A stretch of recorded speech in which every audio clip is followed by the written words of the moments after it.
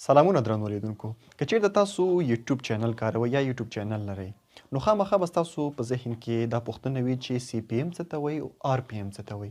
په نننۍ ویډیو کې به تاسو ته د دې باره کې خبرې کوم چې په یوټیوب کې سی پی ایم څه ته وایي او آر پی ایم څه ته وایي. بالکل په ساده ژبه به زه تاسو ته بیانوم. اول راځو آر پی ایم ته.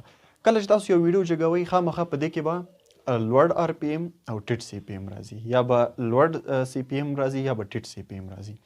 نو تاسو ته به دا سوال پیدا کیږي چې آر پی ایم څه معنی او سی پی ایم څه معنی. زه به بالکل په ساده الفاظو په ساده ژبه تاسو به زه نن پوه کوم. آر پی ایم په دې معنی که تاسو ویډیو چیرته جګه کړئ نو 2 ورځې بعد تاسو ته د ویډیو لاندې ښیي چې آر پی ایم مثال $6 یا $15 یا $10.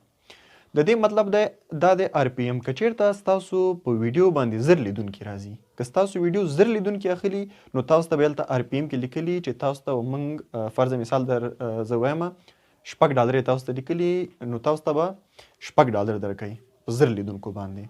نو دې نه خواته اوس راځو سی پی ایم ته.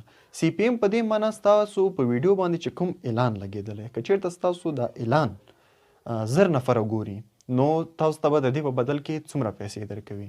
د سی پی ایم مطلب دا دی چې ستاسو ویډیو باندې که زر لیدونکي اول راځي، په زر لیدونکو خو ما د مثال درکړو، مثال $6 درکوي. هغه خپله یوټیوب ستاسو په ویډیوګانو باندې آر پی ایم هم لګوي، سی پی ایم هم پرې لګوي.